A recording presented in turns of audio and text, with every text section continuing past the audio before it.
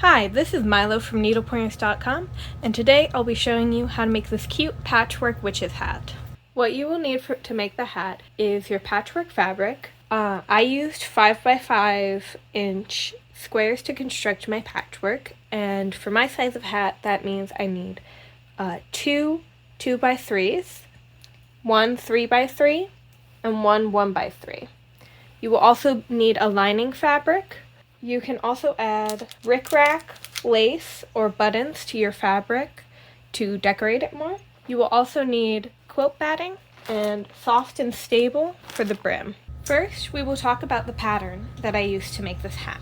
The pattern is made up of 4 pieces: 2 side hat pieces, the front triangle, and the brim. Printable pattern versions of these pieces will be provided on the web page linked in the description below.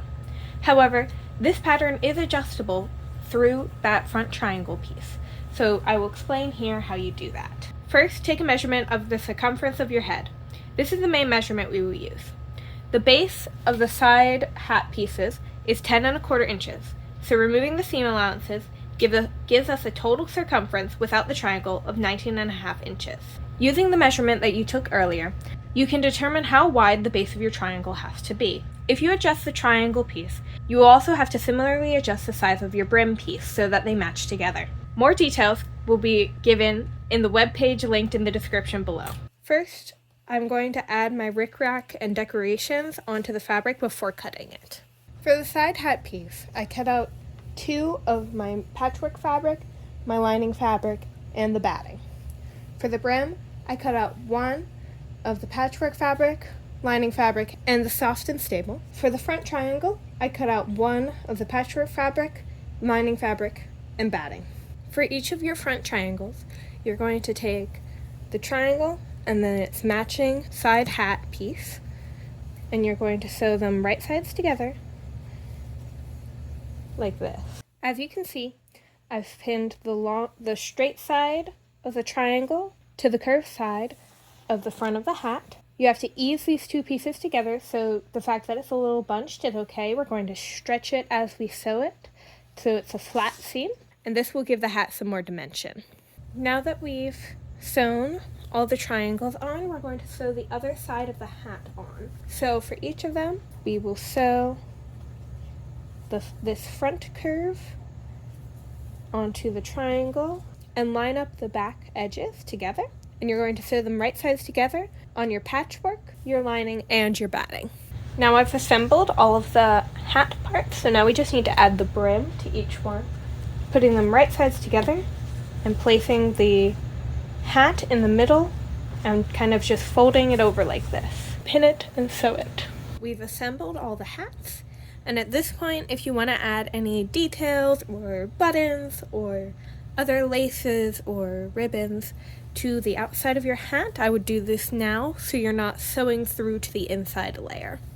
So I've added this little lace trim around the bottom edge, and now we're going to sew all these pieces together. When we sew them together, we want to make sure that we're layering them in a way that we don't have to flip this batting layer, since it's pretty stiff and it's going to be really hard to flip. So we're going to sew them together around the brim, and we're going to layer them. Batting layer first, right side to wrong side with your outer layer, and then right side to right side with your lining. When we flip it, we will only be flipping the lining layer. So now we're going to pin it around the edge, leaving a pretty wide gap around the brim, and then I'll see you when I sew it. Now that I've sewn it together, we're going to carefully trim back this layer of soft and stable as close as we can without cutting the seam.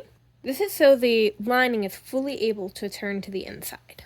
Now that we've trimmed the soft and stable back, we're going to flip only the lining layer to the inside. Now, carefully top stitch right along the edge here.